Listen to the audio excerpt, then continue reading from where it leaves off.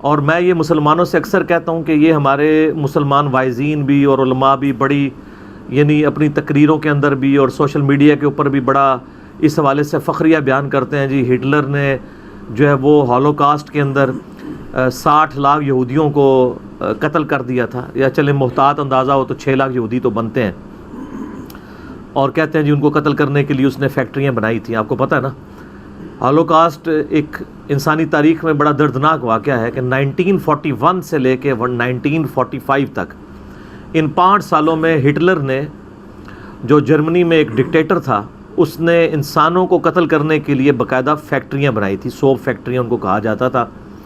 اس میں وہ یہودیوں کو قتل کرتے تھے، اور کیسے قتل کرتے تھے کہ انہوں نے باقاعدہ چیمبرز بنائے ہوئے تھے، ایک طرف سے یعنی ان لوگوں کو داخل کیا جاتا تھا اور ان کے اوپر ایک گیس چھوڑی جاتی تھی جس سے وہ بے ہوش ہو جاتے تھے، پھر ان کی عورتوں کے بال شیو آف کر دیے جاتے تھے، ان بالوں سے نازیوں کے یعنی قالین بناتے تھے وہ، پھر اسی طریقے سے اگلے چیمبر میں لے جا کے ان کے جسم کے اوپر ایسی گیس چھوڑی جاتی تھی جس سے وہ یعنی وہ پگھل جاتا تھا ان کا جسم، اور دوسری طرف سے ایک لیسدار مادہ نکلتا تھا اور اس کو وہ کھاد کے طور پہ استعمال کرتے تھے۔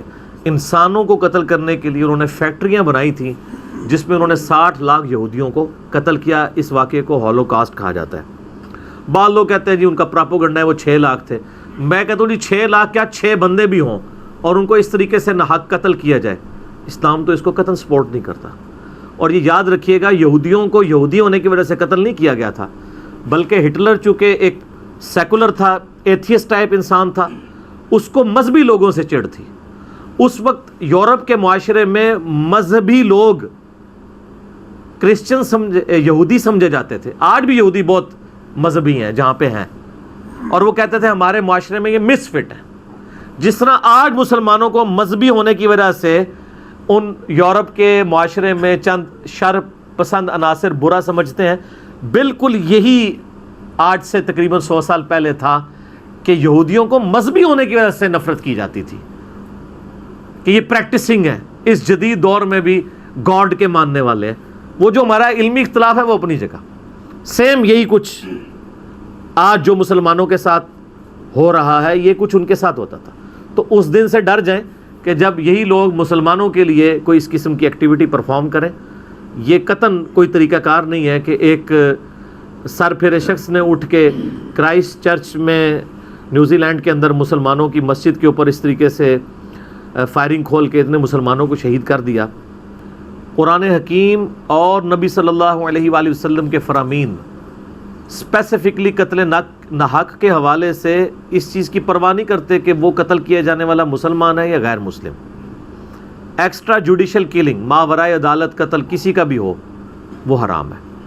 اللہ تعالیٰ نے سورۃ المائدہ میں آیت نمبر 32 کے اندر جو ہے وہ بنی اسرائیل کو جو 10 کمانڈمنٹس دی تھیں ان کا ذکر کرتے ہوئے، جو کہ بعد میں مسلمانوں کے لیے بھی ہیں، حضرت آدم علیہ السلام کے 2 بیٹوں کا واقعہ بیان کیا ہے کہ قابیل نے حابیل کو قتل کیا۔ اس کانٹیکسٹ میں اللہ تعالیٰ فرما رہا ہے کہ اعوذ باللہ من الشیطان الرجیم، من اجل ذالک، اس واقعے کے سبب، کتبنا علی بنی اسرائیل، ہم نے بنی اسرائیل کے لیے بات طے کر دی تھی، انہ من قتل نفسا بغیر نفس او فساد فی الارض، کہ جس شخص نے بھی کسی بھی دوسرے شخص کو قتل کیا سوائے 2 استثناء کے، کہ جان کے بدلے جان ہو رہی ہو، یعنی کوئی قاتل ہے اس کو اگر قتل کیا جائے تو وہ کوئی ظلم نہیں ہے، لیکن وہ بھی جوڈیشری کرے گی۔ میرے باپ کا قاتل بھی میرے سامنے آ جائے، میں قانون ہاتھ میں نہیں لے سکتا، اور اگر دنیا میں انصاف نہ ملے تو قیامت والے دن ملے گا۔ دنیا کی کوئی عدالت ہٹلر کو 60 لاکھ دفعہ پھانسی نہیں دے سکتی ان 60 لاکھ یہودیوں کے قتل کے بدلے میں، لیکن اللہ تعالیٰ اس پہ قادر ہے کہ 60 لاکھ دفعہ کسی کو زندہ کر کے 60 لاکھ دفعہ اسے پھانسی چڑھا کے قصاص میں اس طرح کے ان کے ساتھ معاملہ کرے۔ یا کوئی فساد فی الارض کر رہا ہے اور یہ بھی جوڈیشری کرے گی، وہ ڈیسیژن کرے گی۔ فَكَأَنَّمَا قَتَلَ النَّاسَ جَمِيعًا، تو گویا اس شخص نے پوری انسانیت کا ہی قتل کر دیا جس نے ایک شخص کو بھی ناحق قتل کر دیا۔ یہ مسلمان کی بات نہیں ہو رہی، کسی بھی جان کو، چاہے وہ ہندو ہے، عیسائی ہے، سکھ ہے، کوئی بھی ہے۔ وَمَنْ أَحْيَاهَا، اور جس نے ایک جان کو بچایا، فَكَأَنَّمَا أَحْيَا النَّاسَ جَمِيعًا، تو گویا اس نے پوری انسانیت کی جان کو بچا لیا. انسان کی بات ہو رہی ہے، مسلمان کی بات نہیں. ہر انسان کی جان قیمتی ہے.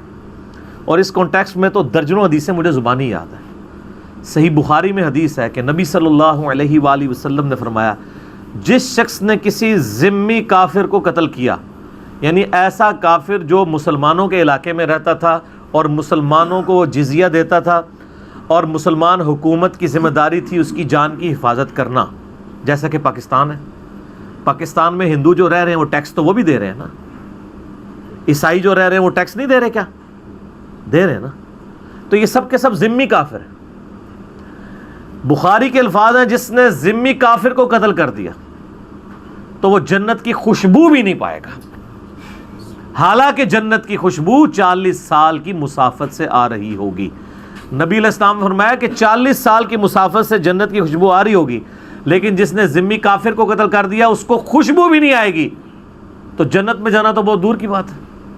سنن ابی داؤد میں حدیث ہے کہ اللہ تعالیٰ یا تو شرک کو معاف نہیں کرے گا، یا پھر کسی مؤمن کو کسی نے قتل کر دیا تو اس گناہ کو بھی معاف نہیں کرے گا. لہٰذا یہ جو آیت ہے سورہ نساء آیت نمبر 48 اور 116، ان اللہ لا یغفر ان یشرک بہ ویغفر ما دون ذلک لمن یشاء، بے شک اللہ شرک کو معاف نہیں کرے گا، اس کے علاوہ ہر گناہ جس کے لیے چاہے گا معاف کر دے گا، جس کے لیے چاہے گا.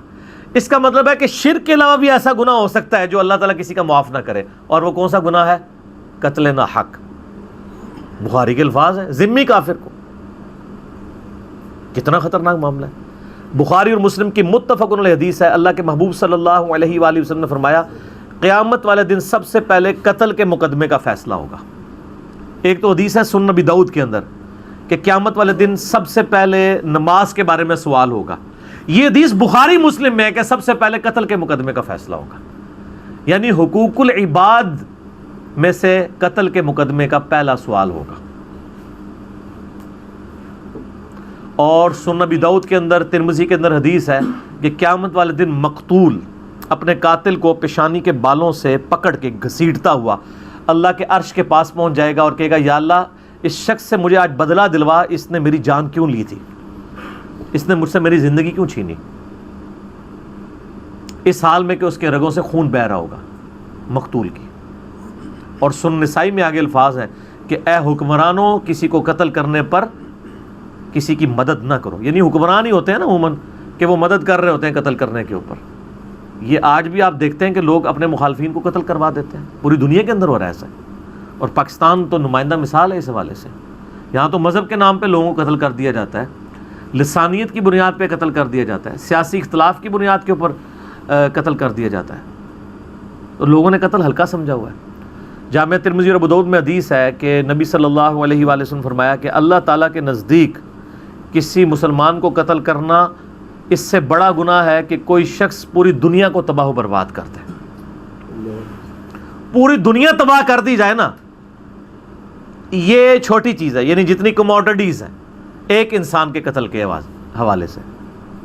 اسی کو سپورٹیو وہ حدیث ہے کہ نبی صلی اللہ علیہ وآلہ وسلم نے فرمایا کعبے کے حوالے سے، موقوفاً بھی ثابت ہے صحیح سند سے جامعہ ترمذی میں، کہ عبداللہ بن عمر کہتے ہیں طواف کعبہ کے دوران کعبے کو مخاطب کر کے کہتے ہیں کہ کعبہ تیری بڑی حرمت ہے، لیکن اللہ کے نزدیک ایک مؤمن کی حرمت اس سے بڑھ کے ہے کہ کوئی کعبے کی اینٹ سے اینٹ بجا دے.